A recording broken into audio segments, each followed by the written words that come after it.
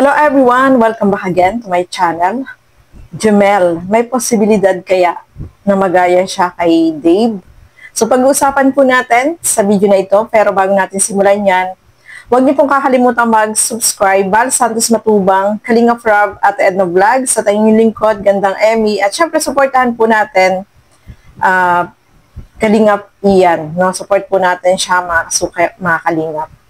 So pag-usapan natin, may posibilidad kaya na itong si Jemel ay iwan itong sila Kalinga Frab. So, tara, pag-usapan po natin ang video na ito. Meron kasi ngayon mga issue, may mga napapanood tayo na nangyari sa isang sikat na YouTuber na meron siyang inampon, yung sikat na YouTuber, and yung charity vlogger din siya, and yung kanyang inampon is iniwan din siya after 5 years, mahigit nata, or 5 years. No? Si Jemel, ilang taon ka na Jemel? Ilang taon ka na sa ano? Kay Kuya Rab mo? Magti 3 years. Magti 3 years, no? 2020, ano po kasi 2022 po. Hindi na ako kalakihan.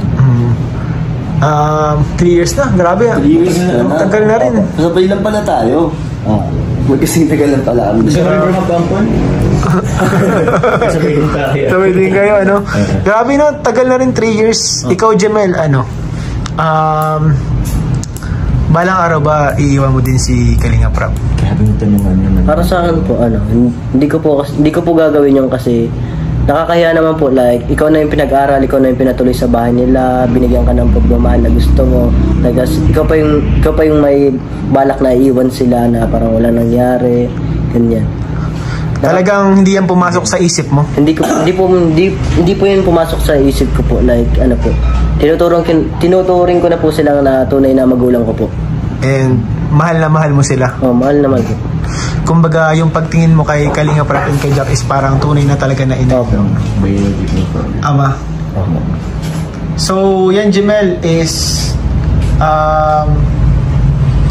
talagang wala nang magbabago ng isip mo. Kunyari, may mag-offer sa'yo na mayaman na ay kukunin ka namin, umalis ka na dyan ka na Kuya Rab mo, kami nang bahala sa'yo.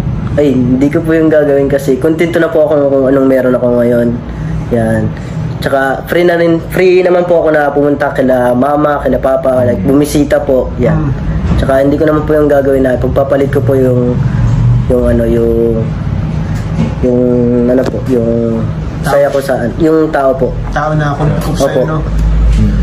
Grabe. Kasi sa mga panahon na mahirap, siya yung taong tumulong sa'yo. Siya lang po yung taong nakapagpabago po ng buhay ko po.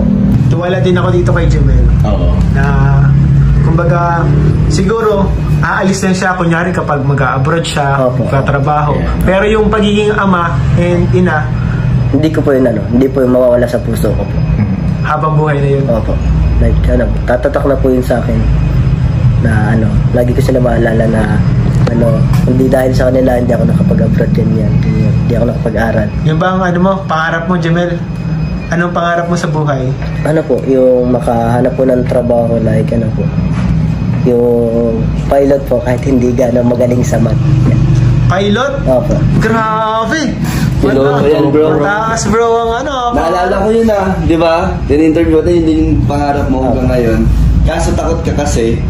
Dati, ba yung sagot mo nun? Opo, yung takot ka kasi baka po bumagsak kasi may nakikita yung sa TV po, yung sa cellphone, like parang napi-pressure po ako na like baka paano kung bumagsak yung electron sasakyan ka, parang gano'n. Pero kasi bro, parang rin yung buhay rin kasi ng mga kasakay ang isipin mo din ng buhay mo. Oo nga, kasi grabe, ang hirap naman kasi talaga nun. So, ang tingin ko pala, Jemelito, para maging pilot ka, anong pinaka-way para sa akin, ito, opinion ko lang naman, isa sa mga mga magagandang way is pumasok ka sa school na military school, AFP, PMA. So, ayan po, mga kasukay, mga Kalingap.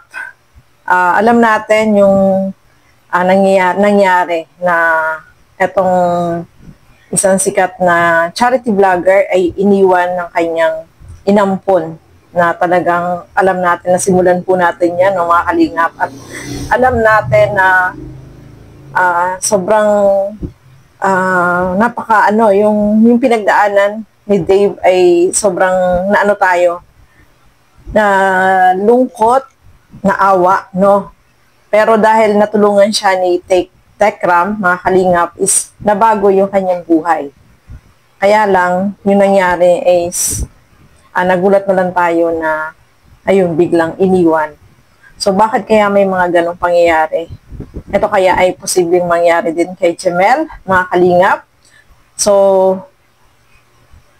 napakaganda ng mga sagot ni Jemel dyan. No, alam natin si Jemel is nandiyan sa poder ni Kalingap Rob. Inampon siya, pinaaral, at tuloy-tuloy po yung kanyang pag-aaral ng mga kalingap. So maganda yung kinatatayuan ngayon ni Jemel. Sabi nga niya, kung hindi dahil kay Kalingap Rob, siguro hindi siya nakapag-aral. Especially nasa private po siya nag-aaral, mga kalingap, at hindi siya nakapasok, no, kasi dati talagang hirap na hirap po sila. Pero nung dahil nandiyan siya kay Kalingap Rob, nakapokus talaga sa pag-aaral si Jemel, no, mga kalingap. Kaya thankful siya na inampun o kinuha siya ni Kalingap Rob. Kasi nakikita naman natin si Jemel ay deserve naman po na talagang makapagpatuloy ng pag-aaral kasi yung pangarap niya ay maging piloto, no, mga kalingap. So masaya tayo para kay Jemel sa kanyang kalagayan ngayon. So natanong siya dyan ni Ian, no, na kung may iiwan din ba niya itong si Kalingap Rob na kagaya ng kay Dave. Sabi niya, hindi niya yung gagawin kasi alam niya na meron siyang utang na loob, meron siyang respeto kay Kalingap Rob, at alam naman natin, napakabait ni Kalingap Rob, yung turing sa kanya ay hindi iba. Parang siya yung panganay na anak ni Rob, di ba, mga kalingap? At si Jemel ay napakabait naman po niyan, napakasipag, no? At nakikita natin na kasama lagi nila. Siya yung si Jemel ay itinuring ng hindi iba dyan sa bahay nila Kalingap Rob, no? Kaya alam natin na hindi gagawin yun ni Jemel. At si Jemel naman po kasi hindi naman siya nakikipag-usap sa mga sponsor, no? Kasi yung nangyari kay Dave, mga kalingap, nakikipag-usap siya sa sponsor. Kumbaga, nasulsulan. Etong si Jemel naman talagang focus lang talaga sa pag-aaral at wala din siyang channel, no? Talagang focus sa pag-aaral. Kaya hindi, sa tingin ko, hindi po yan mangyayari kay Jemel na iwan niya, makisama siya, magpapadala siya sa sulsol. Hindi po yan gagawin ni Jemel, sa tingin ko, no? Kasi nakikita natin si Jemel ay iba naman dito kay Dave, no, mga kalingap. Natutuwa nga ako kay Jemel kasi yung mga tanong ni Ian ay napakagaling niya sumagot. Matured na siyang mag-isip. Kasi dati, kita natin, ang liit-liit pa ni Jemel nung nakita siya ni Kalingap Rob. Noon nga, pakamot-kamot pa nga sa ulo si Jemel, di ba? Napasay niyo yun, kamot-kamot siya sa ulo. Pero ngayon, nagbibinata na po si Jemel at talagang naging matured na yung kanyang isip. Kapag tinanong siya, napaka-matured niyang magsalita at natutuwa tayo kasi ibang-iba na talaga si Jemel. So, hindi po siya, sa tingin ko, hindi po siya magagaya kay Dave kasi iba yung ni Jemel, pananaw niya sa buhay. At siguro, iba rin yung pananaw sa buhay ni Dave, no? Hindi naman po sila parehas. Kaya, asahan natin na si Jemel ay hindi magagaya doon, no? Kasi, magkaiba naman po sila, mga kalingap. Hindi naman siya nakikipag-usap sa mga sponsor, hindi naman siya nasusulsulan. So, malabo na magaya siya doon kay Dave, mga kalingap.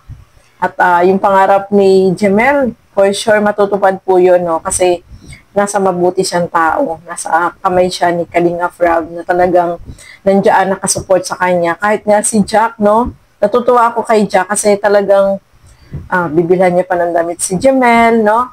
Yung supportive talaga dito kay Jemel. Pag may mga project ay tinutulungan niya, no, mga kalingap. At mga kalingap, isa lang yung wish ko kay Jemel, no, na yung pangarap niya na maging piloto, sana ay iporsige niya na makamit niya yon, no, mga kalingap. Kasi yung pangarap niya na yun, kahit nung bata pa siya na pag tinanong, yun ang gusto niya na maging piloto. So hopefully, matupad niya yung pangarap niya yun. Kasi syempre, nandiyan naman siya kay Kalingap Rob. For sure naman po, tutulungan siya ni Kalingap Rob na matupad yung pangarap niya, no, mga kalingap. So masaya tayo para kay Jemel kasi talagang matured na siyang sumagot.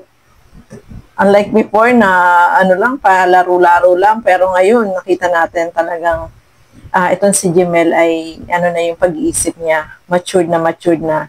Nagugulat ka na nga lang sa mga sagot niya, di ba? No, nakakatuwa, no, na yung nakakagisna niya pati is alam natin na yung pagtulong yung ginagawa. So, yung isip niya rin, ganun din, no, mga kalingap. Kaya, masaya tayo para kay Jemel. So, ayan po, no, mga kalingap. Maraming salamat po sa inyong walang sawang panonood at pagsuporta dito sa aking mga ginagawang reaction video. Suportahan po natin lahat ng mga Kalingap partners, Kalingap reactors, yung mga kasama ko po sa Karaba, Teacher N, Kuya Noli Vlog, Sis Angie De Vera, Darling Vlog, no? Suportahan po natin mga Kalingap. So hanggang dito na lamang po muna. Maraming salamat po at hanggang sa muli. Bye-bye po!